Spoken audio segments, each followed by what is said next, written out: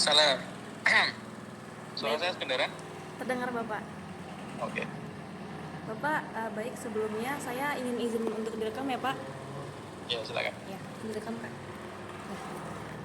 Baik Bapak, sebelumnya perkenalkan saya Rika Faira dari LPM Progress. Ingin menanyakan Bapak sebagai narasumber untuk isu majalah kami Pak.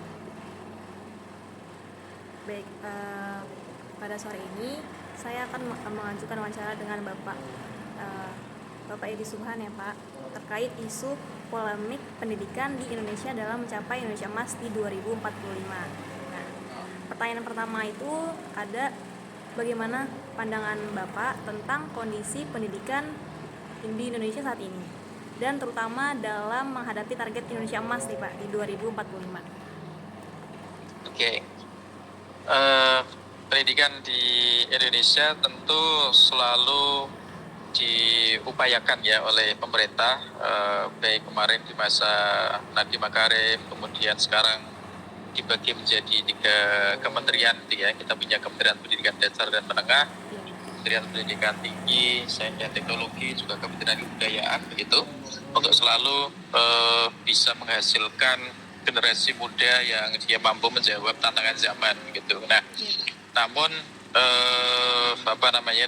dan itu memang dilakukan misalnya lewat perubahan kurikulum, lewat peningkatan kapasitas pendidik, guru gitu ya, meningkatkan potensi kesejahteraan mereka, infrastruktur dan seterusnya.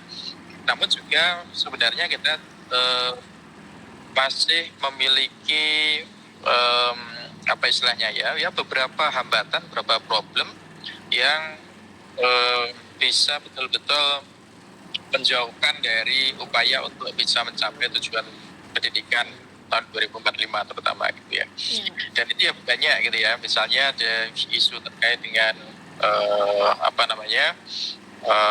kualitas pendidikan guru yang masih rendah juga gitu dan seterusnya gitu.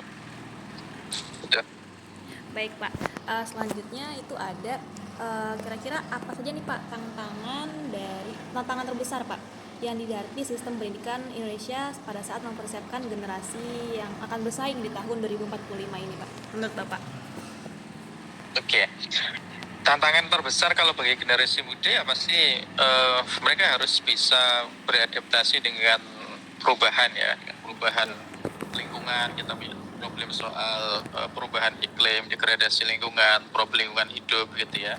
Termasuk juga harus bisa beradaptasi dengan berbagai perkembangan terkini dalam bidang ilmu pengetahuan dan teknologi. Sekarang ada AI, ada semacam begitu, yang kalau kemudian tidak bisa beradaptasi, tidak bisa memahami itu, pasti nggak akan bisa survive, nggak akan bisa berkembang di era sekarang, apalagi nanti gitu.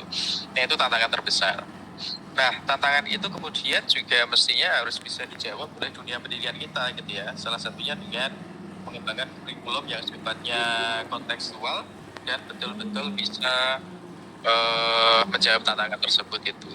Nah, problemnya adalah kalau kemudian kurikulum kita overload, kalau kemudian terlalu banyak titipan, baik dari pemerintah, dari masyarakat, atau dari expert soal pengembangan kurikulum, maka justru yang menjadi korban adalah siswa-siswa kita nantinya gitu ya. Nah, ini yang kemudian perlu diwaspadai, terutama soal itu. Baik, tadi Bapak saya mendengar tentang ini ya Pak, ada AI. Nah, menurut Bapak sendiri perkembangan dari teknologi ini kan termasuk AI ini, bagaimana Pak terhadap pendidikan pada saat ini? Pengaruh positif dan negatifnya.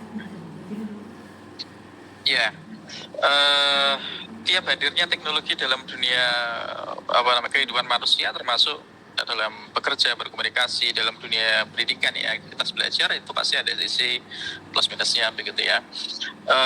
Ketika hadir AI misalnya yang kita sebut sebagai generatif AI di dunia pendidikan, maka sisi-sisi positifnya adalah sebenarnya AI itu bisa menjadi partner kita untuk belajar, baik kita sebagai pendidik, baik juga sebagai siswa, sebagai mahasiswa gitu, bisa menjadi partner belajar yang baik gitu.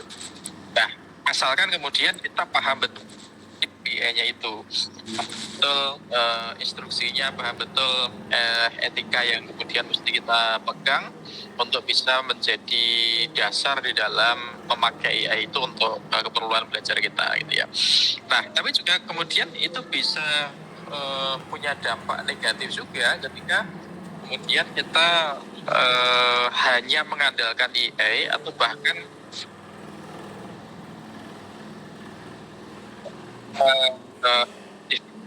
pikir kita, kreativitas, inovasi kita itu justru mati karena hadirnya AI. Nah, itu yang kemudian tidak boleh.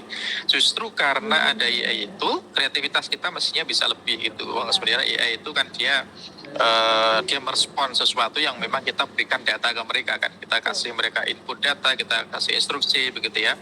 Nah, mereka merespon itu sebatas itu aja. Tapi kemampuan manusia kan sebenarnya lebih dari itu. Nah, itu kemudian mesti kita lihat juga.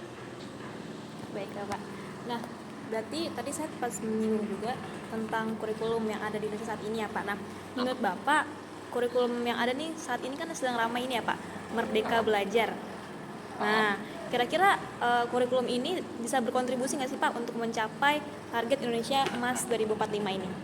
Iya, kalau menurut saya punya potensi besar ya untuk bisa mendorong siswa-siswa kita dari jenjang pendidikan dasar dan menengah itu untuk bisa survive bahkan juga berkembang di masa-masa yang akan datang itu, karena memang dipertimbangkan dengan mengajarkan anak misalnya